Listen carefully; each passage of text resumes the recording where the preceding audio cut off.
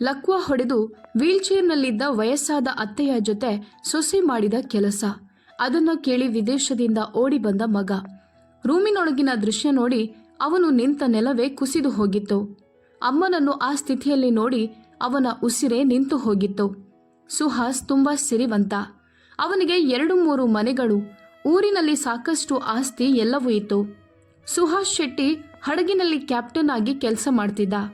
ನೋಡಲು ತುಂಬಾ ಹ್ಯಾಂಡ್ಸಮ್ ಮತ್ತು ತುಂಬಾ ಶಾಂತ ಸ್ವಭಾವದ ವ್ಯಕ್ತಿ. ಅವನು ತನ್ನ ತಾಯಿಯನ್ನು ತುಂಬಾ ಪ್ರೀತಿಯಿಂದ ನೋಡಿಕೊಳ್ಳುತ್ತಿದ್ದ. ತನ್ನ ಹೆಂಡತಿ ಅಂದ್ರೆ ಅವನಿಗೆ ಪಂಚಪ್ರಾಣ.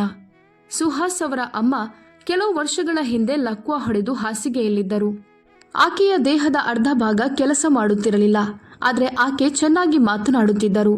ಆಕೆಯ ಕಣ್ಣುಗಳು ಮತ್ತು ಮೆದುಳು ಎಲ್ಲವೂ ಚೆನ್ನಾಗಿ ಕೆಲಸ ಮಾಡುತ್ತಿತ್ತು. ಸುಹಾಸ್ನ ಹೆಂಡತಿ ರಶ್ಮಿ ತುಂಬಾ ಶಾಂತ ಸ್ವಭಾವದ ಹೆಣ್ಣು. ಯಾವಾಗಲೂ ಪೂಜೆ ಪುನಸ್ಕಾರ ಮತ್ತು ಅತ್ತೆಯ ಸೇವೆಯಿಂದ ಬ್ಯುಸಿಯಾಗಿರುತ್ತಿದ್ದಳು. ಅಕ್ಕಪಕ್ಕದವರು ಎಲ್ಲರೂ ಆಕೆಯನ್ನು ನೋಡಿ ಹೊಗಳುತ್ತಿದ್ದರು. ರಶ್ಮಿ ಒಬ್ಬ ಆದರ್ಶ ಸೊಸೆ ಅಂತ ಎಲ್ಲರೂ ಹೇಳುತ್ತಿದ್ದರು. ರಶ್ಮಿ ಕೂಡ ಎಲ್ಲರ ಮುಂದೆ ತನ್ನ ಅತ್ತೆಯನ್ನು ಹೊಗಳುತ್ತಾ ಹೇಳುತ್ತಿದ್ದಳು, ನಾನು ಅತ್ತೆಗೆ ಎಷ್ಟು ಸೇವೆ ಮಾಡ್ತೀನಿ ಗೊತ್ತಾ ಎಂದು. ಇದರ ಮಧ್ಯೆ ಸುಹಾಸ್ ಮತ್ತೆ ಕೆಲಸಕ್ಕೆ ಹೋಗಬೇಕಾಯಿತು. ಅವನ ರಜೆಗಳು ಮುಗಿದು ಹೋಗಿದ್ದವು. ಒಮ್ಮೆ ಕೆಲಸಕ್ಕೆ ಹೊರಟು ಹೋದರೆ ವಾಪಸ್ ಬರಲು ಸುಮಾರು 6 ತಿಂಗಳು ಹಿಡಿಯುತ್ತಿತ್ತು. ಕೆಲಸಕ್ಕೆ ಹೋಗುವಾಗ ಸುಹಾಸ್ ತನ್ನ ತಾಯಿಯ ಕೈ ಹಿಡಿದು ಹೇಳಿದನು, ಅಮ್ಮ, ನೀವೇನು ಚಿಂತೆ ಮಾಡಬೇಡಿ, ನಿಮ್ಮ ಸೊಸೆ ಇದ್ದಾಳೆ ತಾನೆ, ಅವಳು ನಿಮ್ಮನ್ನ ನನ್ಗಿಂತ ಚೆನ್ನಾಗಿ ನೋಡಿಕೊಳ್ತಾಳೆ. ಕಮಲಾದೇವಿ ಏನೂ ಹೇಳಲಿಲ್ಲ, ಆದರೆ ಅವರ ಕಣ್ಣುಗಳಲ್ಲಿ ಒಂದು ಚಿಂತೆ ಕಾಣಿಸ್ತಿತ್ತು. ಸುಹಾಸ್ ತನ್ನ ಹೆಂಡತಿಯನ್ನ ಕರೆದು ಹೇಳಿದನು, ರಶ್ಮಿ, ಅಮ್ಮನ ಜವಾಬ್ದಾರಿ ಈಗ ಸಂಪೂರ್ಣವಾಗಿ ನಿನ್ನದು. ನಾನು ಬರಲು ಇನ್ನೂ 6 ತಿಂಗಳು ಸಮಯ ಹಿಡಿಯುತ್ತದೆ. ರಶ್ಮಿ ತಕ್ಷಣ ತನ್ನ ಗಂಡನನ್ನ ತಬ್ಬಿಕೊಂಡು ಹೇಳಿದಳು, ನೀವೇನು ಚಿಂತೆ ಮಾಡಬೇಡಿ, ನಿಶ್ಚಿಂತೆಯಿಂದ ಹೋಗ್ಬನ್ನಿ. ನಾನು ಅತ್ತೆಯನ್ನು ನನ್ನ ಸ್ವಂತ ತಾಯಿಗಿಂತ ಹೆಚ್ಚಾಗಿ ನೋಡಿಕೊಳ್ಳುತ್ತೇನೆ. ಸುಹಾಸ್ ತನ್ನ ತಾಯಿಯನ್ನು ಹೆಂಡತಿಯ ಜವಾಬ್ದಾರಿಯಲ್ಲಿ ಬಿಟ್ಟು ಅದೇ ದಿನ ಕೆಲಸಕ್ಕೆ ಹೊರಟು ಹೋದನು. ಮೊದಲು ಕೆಲವು ದಿನ ಎಲ್ಲವೂ ಚೆನ್ನಾಗಿಯೇ ಇತ್ತು. ಕೆಲಸಗಾರರು ಬಂದು ಮನೆಯ ಎಲ್ಲಾ ಕೆಲಸಗಳನ್ನ ಮಾಡುತ್ತಿದ್ದರು. ಕಮಲಾದೇವಿಗೆ ಸಮಯಕ್ಕೆ ಸರಿಯಾಗಿ ಔಷಧಿ ಮತ್ತು ಊಟ ಕೊಡುತ್ತಿದ್ದರು. ಆದರೆ ದಿನಗಳು ಕಳೆದಂತೆ ರಶ್ಮಿಯ ನಿಜವಾದ ಮುಖ ಹೊರಬಂತು.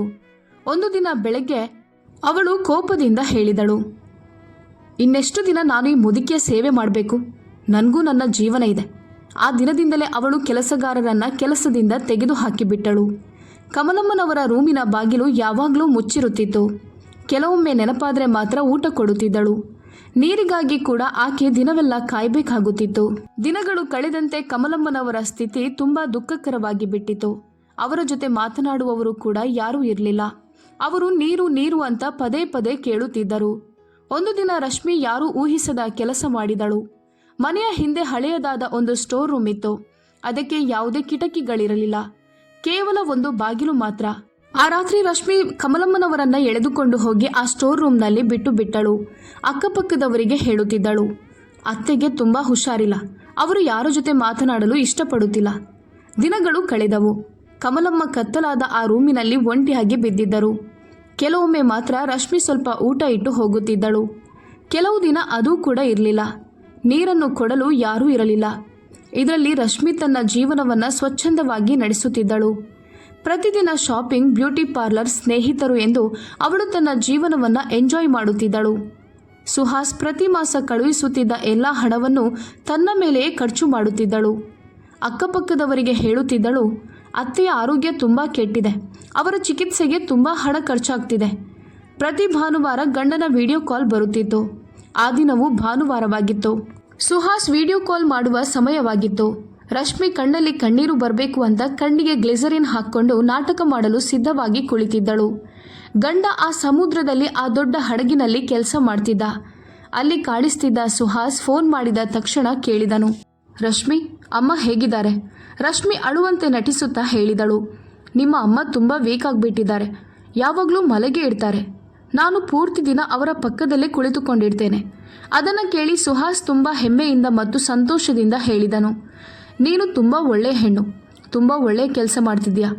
ನಿನ್ನನ್ನು ಪಡೆಯಲು ನಾನು ಎಷ್ಟು ಜನ್ಮದ ಪುಣ್ಯ ಮಾಡಿರಬೇಕು ಗೊತ್ತಿಲ್ಲ. ನಾನೇನು ಮಾಡಿದ್ರೂ ನಿನ್ನ ಈ ಋಣ ತೀರಿಸಲಾರೆ.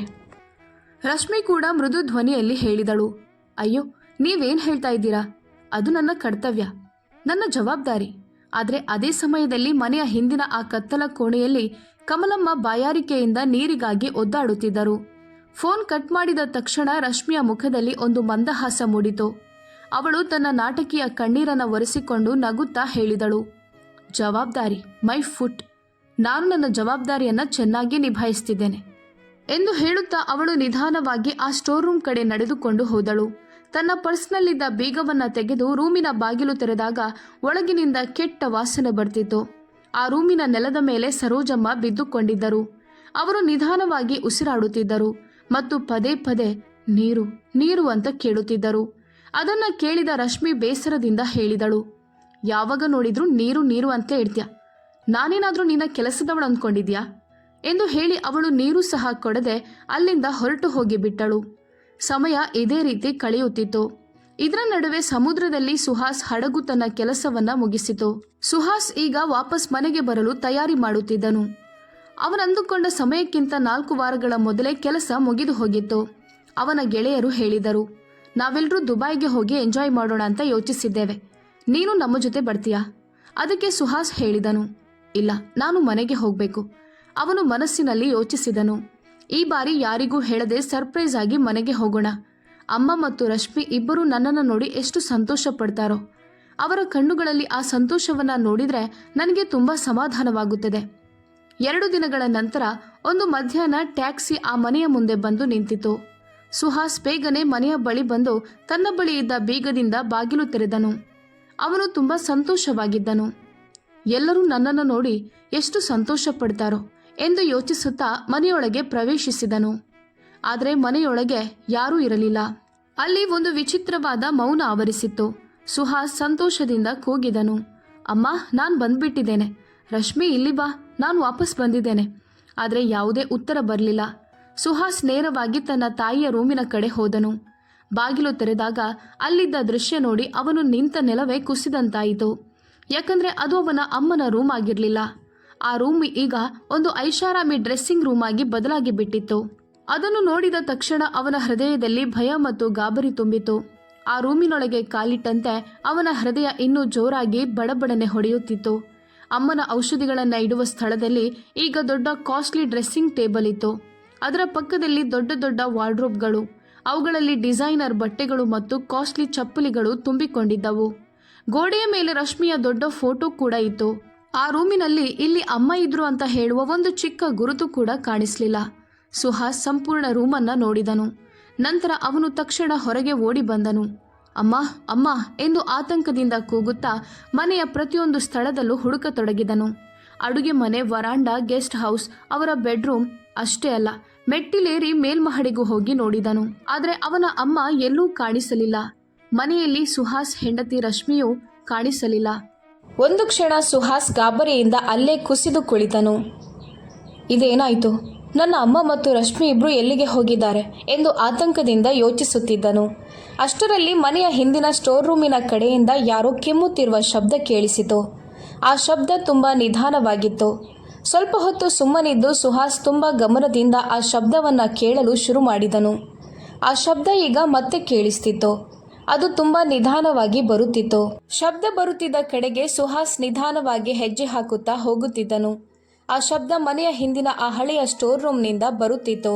ಆ ರೂಮ್ನಲ್ಲಿ ಮನೆಯ ಎಲ್ಲ ಬೇಡದ ಸಾಮಾನುಗಳನ್ನು ತುಂಬಿಸಿಡಲಾಗುತ್ತಿತ್ತು. ಅಲ್ಲಿಂದ ಹೇಗೆ ಶಬ್ದ ಬರಲು ಸಾಧ್ಯ ಎಂದು ಅವನು ಆಶ್ಚರ್ಯದಿಂದ ಯೋಚಿಸುತ್ತಾ ಅತ್ತ ಹೋದನು. ರೂಮಿನ ಬಾಗಿಲಿಗೆ ದೊಡ್ಡ ಕಬ್ಬಿಣದ ಬೀಗ ಹಾಕಲಾಗಿತ್ತು. ಬಾಗಿಲಿನ ಬಳಿ ಬಂದ ತಕ್ಷಣ ಆ ರೂಮಿನೊಳಗಿನಿಂದ ತುಂಬಾ ಕೆಟ್ಟ ವಾಸನೆ ಬರ್ತಿತ್ತು. ಸುಹಾಸ್ ಮನಸ್ಸಿನಲ್ಲಿ ಯೋಚಿಸಿದನು, ಈ ರೂಮಿನೊಳಗಿಂದ ಇಷ್ಟು ಕೆಟ್ಟ ವಾಸನೆ ಯಾಕೆ ಬರ್ತಿದೆ? ಇಷ್ಟಕ್ಕೂ ಇಲ್ಲಿ ಯಾರಿದ್ದಾರೆ? ಕೆಮ್ಮುತ್ತಿರುವ ಶಬ್ದ ಇಲ್ಲಿಂದಲೇ ಕೇಳಿಸ್ತಿದೆ. ಅವನು ಭಯದಿಂದ ಬಾಗಿಲು ಮುರಿಯಲು ಪ್ರಯತ್ನಿಸಿದನು. ಆದರೆ ಆ ಬೀಗ ತುಂಬಾ ಗಟ್ಟಿಯಾಗಿತ್ತು. ಅದು ತೆಗೆಯಲಾಗುತ್ತಿರಲಿಲ್ಲ. ಸುಹಾಸ್ನ ಹೃದಯ ಜೋರಾಗಿ ಬಡಿಯುತ್ತಿತ್ತು. ಅವನಿಗೆ ಒಳಗೊಳಗೆ ತುಂಬಾ ಭಯವಾಗುತ್ತಿತ್ತು. ತಕ್ಷಣ ಅವನು ಮನೆಯೊಳಗೆ ಓಡಿ ಹೋಗಿ ಒಂದು ಕಬ್ಬಿಣದ ರಾಡನ್ನು ತೆಗೆದುಕೊಂಡು ಬಂದು ತನ್ನ ಎಲ್ಲ ಶಕ್ತಿಯನ್ನು ಉಪಯೋಗಿಸಿ ಆ ಬೀಗವನ್ನು ಒಡೆದನು. ನಡುಗುತ್ತಿರುವ ಕೈಗಳಿಂದಲೇ ತುಂಬಾ ಭಯಪಟ್ಟು ಆ ಬಾಗಿಲನ್ನು ನಿಧಾನವಾಗಿ ತೆರೆದನು. ಆ ರೂಮಿನಲ್ಲಿ ತುಂಬಾ ಕತ್ತಲೆ ಆವರಿಸಿತ್ತು.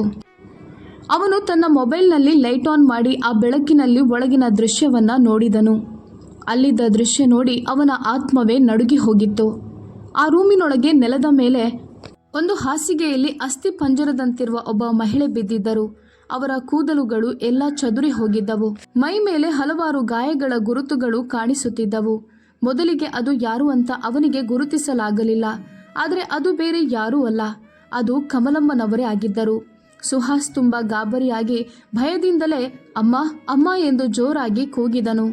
ಮೊಬೈಲ್ನ ಬೆಳಕು ಅವರ ಮೇಲೆ ಬಿದ್ದ ತಕ್ಷಣ ಕಮಲಮ್ಮ ಭಯದಿಂದ 2 ಕೈಗಳನ್ನ ಎತ್ತಿ ಹೇಳುತ್ತಿದ್ದರು, ಬೇಡ ಬೇಡ, ದಯವಿಟ್ಟು ನನ್ನ ಹೊಡಿಬೇಡ, ನಾನು ಸುಮ್ಮನೆ ಇರುತ್ತೇನೆ, ನೀರನ್ನು ಸಹ ಕೇಳೋದಿಲ್ಲ. ಈ ಮಾತುಗಳನ್ನು ಕೇಳಿದ ಸುಹಾಸ್ಗೆ ಪ್ರಾಣವೇ ಹೋದಂತಾಗ್ಬಿಟ್ಟಿತು. ಅವನು ಓಡಿ ಬಂದು ಅಮ್ಮನ ಬಳಿ ಕುಳಿತುಕೊಂಡು ಅವರನ್ನು ತಬ್ಬಿಕೊಂಡು ಜೋರಾಗಿ ಅಳಲು ಶುರು ಮಾಡಿದನು. ಅಮ್ಮ, ನಾನಮ್ಮ, ನಿಮ್ಮ ಮಗ ಬಂದಿದ್ದೇನೆ. ಕಮಲಮ್ಮ ತಮ್ಮ ಮಗನನ್ನ ಗುರುತಿಸಿದ್ದರು. ಮಗನನ್ನ ನೋಡುತ್ತಿದ್ದಂತೆ ಅವರ ಕಣ್ಣುಗಳಲ್ಲಿ ಕಣ್ಣೀರು ತುಂಬಿತು. ತುಂಬ ದುರ್ಬಲವಾದ ಧ್ವನಿಯಲ್ಲಿ ಅವರು ಕೇಳಿದರು, ಮಗ, ನೀನು ಬಂದು ಬಿಟ್ಯಾ? ಸುಹಾಸ್ ಜೋರಾಗಿ ಅಳುತ್ತಿದ್ದನು. ಅವನಿಗೆ ಅರ್ಥವಾಗುತ್ತಿರಲಿಲ್ಲ ಇಷ್ಟು ತಿಂಗಳು ಅವನ ತಾಯಿ ಈ ರೀತಿ ಹೇಗೆ ಜೀವಂತವಾಗಿದ್ದರು ಎಂದು. ಅವರ ಮೈ ಮೇಲೆ ಹಲವಾರು ಗಾಯಗಳು ಇದ್ದವು. ಹೃದಯ ತುಂಬ ನಿಧಾನವಾಗಿ ಹೊಡೆಯುತ್ತಿತ್ತು. ಉಸಿರು ತುಂಬ ಕಷ್ಟದಿಂದ ಬರುತ್ತಿತ್ತು. ಸುಹಾಸ್ ತಕ್ಷಣ ತನ್ನ ತಾಯಿಯನ್ನು ತನ್ನ ತೋಳುಗಳಲ್ಲಿ ಎತ್ತಿಕೊಂಡನು. ಕಮಲಮ್ಮನವರ ಸ್ಥಿತಿ ಹೇಗಾಗಿ ಬಿಟ್ಟಿತ್ತು ಅಂದರೆ, ಅವರನ್ನು ಎತ್ತಿಕೊಂಡಾಗ ಅವನಿಗೆ ನಾನು ನನ್ನ ತಾಯಿಯನ್ನು ಎತ್ತಿಕೊಂಡಿದ್ದೇನೆ ಎಂಬ ಭಾವನೆ ಕೂಡ ಬರಲಿಲ್ಲ. ಯಾವುದೋ ಸಣ್ಣ ಮಗುವನ್ನು ಎತ್ತಿಕೊಂಡ ಹಾಗೆ ಅವರ ದೇಹ ತುಂಬ ಹಗುರವಾಗಿ ಬಿಟ್ಟಿತ್ತು. ಸುಹಾಸ್ ತಕ್ಷಣ ಅವರನ್ನು ಬಾತ್ರೂಮ್ಗೆ ಕರೆದುಕೊಂಡು ಹೋಗಿ ಚೆನ್ನಾಗಿ ಸ್ನಾನ ಮಾಡಿಸಿದನು. ನಂತರ ರೂಮಿಗೆ ಕರೆದುಕೊಂಡು ಬಂದು ಮಂಚದ ಮೇಲೆ ಮಲಗಿಸಿ ನಿಧಾನವಾಗಿ ನೀರು ಕುಡಿಸಿದನು. ಅದಾದ ನಂತರ ಸುಹಾಸ್ ತಕ್ಷಣ ಡಾಕ್ಟರ್ಗೆ ಫೋನ್ ಮಾಡಿ ಕರೆಸಿದನು. ಡಾಕ್ಟರ್ ಬೇಗನೆ ಮನೆಗೆ ಬಂದರು. ಕಮಲಮ್ಮನವರ ಪರಿಸ್ಥಿತಿಯನ್ನು ನೋಡಿ ಡಾಕ್ಟರ್ ಕೂಡ ಶಾಕ್ ಆಗಿ ಬಿಟ್ಟರು. ಅವರು ಪರೀಕ್ಷಿಸಿ ಗಂಭೀರವಾಗಿ ಹೇಳಿದರು, ಇನ್ನೂ 2-3 ದಿನ ನೀವು ಬಂದಿರಲಿಲ್ಲ ಅಂದರೆ ಇವರು ಖಂಡಿತ ಬದುಕುತ್ತಿರಲಿಲ್ಲ. ಇವರನ್ನು ಉಳಿಸುವುದು ಅಸಾಧ್ಯವಾಗುತ್ತಿತ್ತು. ಸುಹಾಸ್ ತಲೆಯ ಮೇಲೆ ಕೈಯಿಟ್ಟುಕೊಂಡು ಅಳುತ್ತಾ ಕುಳಿತಿದ್ದನು. ಅವನೊಳಗೆ ತುಂಬಾ ಕೋಪ ಮತ್ತು ಅಪರಾಧಿ ಭಾವನೆ ತುಂಬಿಕೊಂಡಿತ್ತು. ಡಾಕ್ಟರ್ ಕಮಲಮ್ಮನವರಿಗೆ ಚಿಕಿತ್ಸೆ ನೀಡಿ ಬೆಳಗ್ಗೆ ಇವರನ್ನು ಹಾಸ್ಪಿಟಲ್ಗೆ ಕರೆದುಕೊಂಡು ಬಂದು ಅಡ್ಮಿಟ್ ಮಾಡಿ ಎಂದು ಹೇಳಿ ಅಲ್ಲಿಂದ ಹೊರಟು ಹೋದರು. ಔಷಧಿಯ ಪ್ರಭಾವದಿಂದ ಕಮಲಮ್ಮ ಹಾಗೆ ಮಲಗಿಕೊಂಡಿದ್ದರು. ಸುಹಾಸ್ ಅಲ್ಲೇ ಕುರ್ಚಿಯ ಮೇಲೆ ಕುಳಿತು ತನ್ನ ಅಮ್ಮನನ್ನ ನೋಡುತ್ತಾ ಇದ್ದನು. ಅವನ ಮುಖ ಈಗ ಕಠಿಣವಾಗಿ ಬಿಟ್ಟಿತ್ತು. ಎಷ್ಟೋ ಸಮಯವಾದರೂ ರಶ್ಮಿ ಇನ್ನೂ ಮನೆಗೆ ಬಂದಿರಲಿಲ್ಲ. ರಾತ್ರಿ ಸುಮಾರು 11 ಗಂಟೆಗೆ ಮನೆಯ ಬಾಗಿಲು ತೆರೆಯುವ ಶಬ್ದ ಕೇಳಿಸಿತು. ಬಾಗಿಲು ತೆರೆದು ರಶ್ಮಿ ತುಂಬ ಸಂತೋಷದಿಂದ ಹಾಡುಗಳನ್ನು ಹಾಡುತ್ತಾ ಒಳಗೆ ಬಂದಳು. ಅವಳ ಕೈಯಲ್ಲಿ ಶಾಪಿಂಗ್ ಮಾಡಿದ ಹಲವಾರು ಬ್ಯಾಗ್ಗಳು ಇದ್ದವು. ಅವಳು ತನ್ನ ಶಾಪಿಂಗ್ ಮಾಡಿದ ವಸ್ತುಗಳನ್ನು ನೋಡುತ್ತಾ ಸಂತೋಷದಿಂದ ಹಾಡುತ್ತಾ ರೂಮಿನೊಳಗೆ ನಡೆದು ಬಂದಳು. ಆದರೆ ಆ ರೂಮಿನಲ್ಲಿ ಸುಹಾಸ್ ಕುಳಿತಿರುವುದನ್ನು ನೋಡಿ ಅವಳು ಒಂದು ಕ್ಷಣ ಗಾಬರಿಯಿಂದ ನಿಂತು ಬಿಟ್ಟಳು. ನಡುಗುತ್ತಾ ಕೇಳಿದಳು, ನೀವು ಹೇಗೆ ಇಲ್ಲಿ? ನೀವು ಮುಂದಿನ ತಿಂಗಳು ಬರಬೇಕಾಗಿತ್ತು ಅಲ್ವಾ? ಇಷ್ಟು ಬೇಗ ಯಾಕೆ ಬಂದ್ರಿ? ಆಶ್ಚರ್ಯ ಮತ್ತು ಭಯದಿಂದ ಅವಳ ಬಾಯಿಗೆ ಬಂದದ್ದನ್ನೇ ಕೇಳುತ್ತಿದ್ದಳು. ಸುಹಾಸ್ ಅವಳ ಮುಖವನ್ನ ಕೂಡ ನೋಡಲಿಲ್ಲ. ನಿಧಾನವಾಗಿ ಕೇಳಿದನು, ನನ್ನ ಅಮ್ಮ ಎಲ್ಲಿ? ರಶ್ಮಿ ಒಂದು ಕ್ಷಣ ಗಾಬರಿಯಾಗಿ ನಿಂತು ಬಿಟ್ಟಳು. ನಂತರ ತಕ್ಷಣ ತನ್ನನ್ನು ತಾನು ಸಂಭಾಳಿಸಿಕೊಂಡು ಹೇಳಿದಳು, ಅವರು ತಮ್ಮ ರೂಮ್ನಲ್ಲಿ ಮಲಗಿದ್ದಾರೆ. ಔಷಧಿಗಳಿಂದ ಅವರಿಗೆ ತುಂಬ ನಿದ್ದೆ ಬರ್ತಿದೆ. ಅವಳ ಮಾತುಗಳನ್ನು ಕೇಳಿದ ಸುಹಾಸ್ ನಿಧಾನವಾಗಿ ಎದ್ದು ನಿಂತನು. ಗಂಡನ ಕಣ್ಣುಗಳನ್ನು ನೋಡಿದ ತಕ್ಷಣ ರಶ್ಮಿ ನಡುಗಿ ಹೋಗಿದ್ದಳು. ಸುಹಾಸ್ ಅವಳ ಬಳಿಗೆ ಬಂದು ಏನೂ ಹೇಳದೆ ಅವಳ ಕೂದಲನ್ನು ಗಟ್ಟಿಯಾಗಿ ಹಿಡಿದುಕೊಂಡನು. ಹಾ ಬಿಡಿ, ನನಗೆ ತುಂಬ ನೋವಾಗ್ತಿದೆ ಎಂದು ರಶ್ಮಿ ಕಿರುಚುತ್ತಾ ಹೇಳಿದಳು. ಆದರೆ ಸುಹಾಸ್ ಕೋಪದಿಂದ ಹೇಳಿದನು, ನಡಿ, ನಾನು ನಿನಗೆ ಈಗ ತೋರಿಸುತ್ತೇನೆ ಅಮ್ಮ ಎಲ್ಲಿದ್ದಾರೆ ಅಂತ. ಅವನು ಅವಳ ಕೂದಲನ್ನು ಹಿಡಿದು ಎಳೆದುಕೊಂಡು ಮನೆಯ ಹಿಂದೆ ಇದ್ದ ಸ್ಟೋರ್ ರೂಮ್ನ ಕಡೆ ನಡೆಯಲು ಶುರು ಮಾಡಿದನು. ರಶ್ಮಿ ತನ್ನ ಕೂದಲನ್ನು ಅವನ ಕೈಯಿಂದ ಬಿಡಿಸಿಕೊಳ್ಳಲು ತುಂಬ ಪ್ರಯತ್ನ ಮಾಡುತ್ತಿದ್ದಳು. ಆದರೆ ಅವನ ಹಿಡಿತ ತುಂಬ ಗಟ್ಟಿಯಾಗಿತ್ತು. ಅವನ ಕೈಯನ್ನು ಕೂಡ ಅಲ್ಲಾಡಿಸಲು ಅವಳಿಂದ ಆಗಲಿಲ್ಲ. ಸುಹಾಸ್ ಏನೂ ಮಾತನಾಡಲಿಲ್ಲ, ಕೋಪದಿಂದ ಕೂಗಲಿಲ್ಲ, ಕೇವಲ ಅವಳನ್ನು ಎಳೆದುಕೊಂಡು ಹೋಗುತ್ತಿದ್ದನು. ರಶ್ಮಿ ಜೋರಾಗಿ ಕಿರುಚುತ್ತಾ ಹೇಳುತ್ತಿದ್ದಳು, ಬಿಡಿ, ನನ್ನನ್ನು ಬಿಡಿ, ನಿಮಗೆ ಏನಾಗಿದೆ? ನಾನೇನು ಮಾಡಿದ್ದೇನೆ? ಆದರೂ ಸುಹಾಸ್ ಏನೂ ಉತ್ತರಿಸಲಿಲ್ಲ. ಅವನು ಅವಳನ್ನು ಎಳೆದುಕೊಂಡು ಸ್ಟೋರ್ ರೂಮ್ನ ಮುಂದೆ ಕರೆದುಕೊಂಡು ಬಂದನು. ಆ ರೂಮ್ನಿಂದ ತುಂಬ ಕೆಟ್ಟ ವಾಸನೆ ಬರ್ತಿತ್ತು.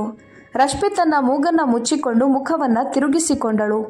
ಸುಹಾಸ್ ಅವಳ ಮುಖವನ್ನು ಬಲವಂತವಾಗಿ ಆ ರೂಮಿನ ಕಡೆ ತಿರುಗಿಸಿ ಹೇಳಿದನು, ಇಲ್ಲಿ ನೋಡು, ಕಣ್ಣು ತೆರೆದು ಇಲ್ಲಿ ನೋಡು. ರಶ್ಮಿ ರೂಮಿನೊಳಗೆ ನೋಡಿದಾಗ ಬೆಚ್ಚಿ ಬಿದ್ದಳು. ಅಲ್ಲಿದ್ದ ಹಾಸಿಗೆ ತುಂಬ ಕೊಳಕಾಗಿತ್ತು. ರೂಮಿನಲ್ಲಿ ಯಾವುದೇ ಬೆಳಕು ಇರಲಿಲ್ಲ. ಎಲ್ಲವೂ ಗಲೀಜಾಗಿತ್ತು. ಅವಳಿಗೆ ಈಗ ಭಯವಾಗತೊಡಗಿತ್ತು. ಸ್ವಲ್ಪ ಸಮಯದ ನಂತರ ಅವಳು ಗಂಭೀರವಾಗಿ ಕೇಳಿದಳು, ಇದೆಲ್ಲ ಏನು? ಇಲ್ಲಿ ನಾವು ಬೇಡದ ವಸ್ತುಗಳನ್ನು ಇಟ್ಟಿದ್ದೇವೆ ಅಲ್ವಾ? ಅವಳ ಮಾತುಗಳನ್ನು ಕೇಳಿ ಸುಹಾಸ್ ಜೋರಾಗಿ ನಗಲು ಶುರು ಮಾಡಿದನು. ಆದರೆ ಅವನ ನಗುವಿನಲ್ಲಿ ಯಾವುದೇ ಸಂತೋಷ ಇರಲಿಲ್ಲ. ಅವನು ಕಠಿಣವಾಗಿ ಹೇಳಿದನು, ಬೇಡದ ವಸ್ತುಗಳ? ನನ್ನ ತಾಯಿ ನಿನಗೆ ಬೇಡದ ವಸ್ತುವಾಗಿ ಬಿಟ್ಟಿದ್ರಾ? ಆ ಮಾತುಗಳನ್ನು ಕೇಳಿ ರಶ್ಮಿ ಸೈಲೆಂಟ್ ಆಗಿ ಬಿಟ್ಟಳು. ಸ್ವಲ್ಪ ಸಮಯದ ನಂತರ ಅವಳು ಹೇಳಿದಳು, ನೀವು ನನ್ನನ್ನು ತಪ್ಪಾಗಿ ಅರ್ಥ ಮಾಡಿಕೊಂಡಿದ್ದೀರಿ. ನಾನು ನಿಮ್ಮ ಅಮ್ಮನ ಸೇವೆ ಮಾಡ್ತಿದ್ದೆ. ಅವಳು ಇನ್ನೂ ಮಾತನಾಡುತ್ತಿದ್ದಂತೆ ಸುಹಾಸ್ ಅವಳನ್ನು ಆ ಹಾಸಿಗೆಯ ಮೇಲೆ ತಳ್ಳಿಬಿಟ್ಟನು. ರಶ್ಮಿ ಗಲೀಜಾದ ಆ ಹಾಸಿಗೆಯ ಮೇಲೆ ಬಿದ್ದು ಬಿಟ್ಟಳು. ಅವಳ ಬಟ್ಟೆಗಳು, ಕೈಗಳು, ಮುಖ ಎಲ್ಲವೂ ಗಲೀಜಾಗಿ ಬಿಟ್ಟವು. ಅಲ್ಲಿದ್ದ ವಾಸನೆ ಅಷ್ಟು ಕೆಟ್ಟದಾಗಿತ್ತು. ಅವಳಿಗೆ ವಾಂತಿ ಬರಲು ಶುರುವಾಗಿತ್ತು. ಅವಳು ತಕ್ಷಣ ಎದ್ದು ಹೊರಗೆ ಬರಲು ಪ್ರಯತ್ನಿಸಿದಳು. ಆದರೆ ಸುಹಾಸ್ ಬಾಗಿಲಿನ ಬಳಿ ನಿಂತು ಕೋಪದಿಂದ ಹೇಳಿದನು, ಇಲ್ಲ, ಈ ದಿನ ನೀನು ಇಲ್ಲೇ ಇರ್ತೀಯ, ಇಲ್ಲೇ ಇರಬೇಕು ಕೂಡ. ಗಂಡನ ಮಾತು ಕೇಳಿ ಅವಳಿಗೆ ಭಯವಾಗತೊಡಗಿತ್ತು. ಆದರೂ ರಶ್ಮಿ ಕೋಪದಿಂದ ಹೇಳಿದಳು, ನಿಮಗೆ ಹುಚ್ಚು ಹಿಡಿದಿದ್ಯಾ? ನನ್ನನ್ನು ಹೊರಗೆ ಹೋಗಲು ಬಿಡಿ. ಅವಳು ಅವನನ್ನು ತಳ್ಳಿಕೊಂಡು ಬಾಗಿಲಿನ ಕಡೆಗೆ ಹೋಗಲು ಪ್ರಯತ್ನಿಸಿದಳು. ಆದರೆ ಸುಹಾಸ್ ಮತ್ತೆ ಅವಳನ್ನು ಹಾಸಿಗೆಯ ಮೇಲೆ ತಳ್ಳಿಬಿಟ್ಟನು. ನಂತರ ತಕ್ಷಣ ಹೊರಗಿನಿಂದ ಬಾಗಿಲು ಮುಚ್ಚಿ ಚಿಲಕ ಹಾಕಿಬಿಟ್ಟನು.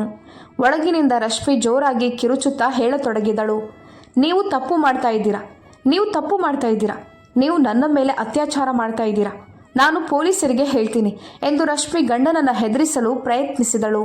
ಸುಹಾಸ್ ಶಾಂತವಾಗಿ ಹೇಳಿದನು, ಪೊಲೀಸರು ಖಂಡಿತ ಬರುತ್ತಾರೆ, ನಾಳೆ ಬೆಳಿಗ್ಗೆ 8 ಗಂಟೆಗೆ. ಆ ಮಾತು ಕೇಳುತ್ತಿದ್ದಂತೆ ರಶ್ಮಿ ಒಂದು ಕ್ಷಣ ಸುಮ್ಮನಾಗಿ ಬಿಟ್ಟಳು. ಸುಹಾಸ್, ಇಷ್ಟಕ್ಕೂ ನಿಮ್ಮ ಮಾತಿನ ಅರ್ಥವೇನು ಎಂದು ಅವಳು ಗಾಬರಿಯಿಂದ ಕೇಳಿದಳು.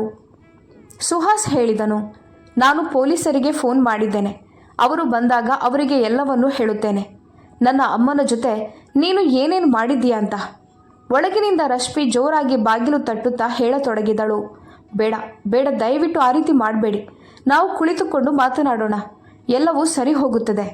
ಅವಳು ಈಗ ಅಳಲು ಶುರು ಮಾಡಿದ್ದಳು. ಅವಳ ಮಾತುಗಳಲ್ಲಿ ಈಗ ಸ್ಪಷ್ಟವಾದ ಭಯ ಕಾಣಿಸ್ತಿತ್ತು. ಸುಹಾಸ್ ಸ್ವಲ್ಪ ಸಮಯ ಬಾಗಿಲಿನ ಹೊರಗೆ ನಿಂತುಕೊಂಡಿದ್ದನು. ಒಳಗಿನಿಂದ ಅಳುವ, ಕೆಮ್ಮುವ ಮತ್ತು ಭಯದಿಂದ ಕಿರುಚುವ ಶಬ್ದಗಳು ಕೇಳಿಸುತ್ತಿದ್ದವು. ಅವನಿಗೆ ಚೆನ್ನಾಗಿ ಗೊತ್ತಿತ್ತು, ಇದೇ ಜಾಗದಲ್ಲಿ, ಇದೇ ಕತ್ತಲಲ್ಲಿ, ಇದೇ ಗಲೀಜಿನಲ್ಲಿ ತನ್ನ ತಾಯಿ ಕಮಲಮ್ಮ ಇಷ್ಟು ತಿಂಗಳುಗಳಿಂದ ಒದ್ದಾಡುತ್ತಿದ್ದರು. ಆ ರಾತ್ರಿ ತುಂಬಾ ಕಠಿಣವಾಗಿತ್ತು. ಒಂದು ರಾತ್ರಿ ಇಷ್ಟು ದೊಡ್ಡದಾಗಬಹುದು, ಇಷ್ಟು ಭಯಾನಕವಾಗಬಹುದು ಅಂತ ರಶ್ಮಿಗೆ ಮೊಟ್ಟ ಮೊದಲು ಅನ್ನಿಸಿತು. ಅವಳಿಗೆ ಈಗ ಮೊದಲ ಬಾರಿ ಅರ್ಥವಾಗಿತ್ತು, ಒಂಟಿಯಾಗಿ ಕತ್ತಲೆ ಕೋಣೆಯಲ್ಲಿರೋದು, ಒಂದೊಂದು ಕ್ಷಣವನ್ನು ಕಳೆಯುವುದು ಹೇಗಿರುತ್ತದೆ ಅಂತ.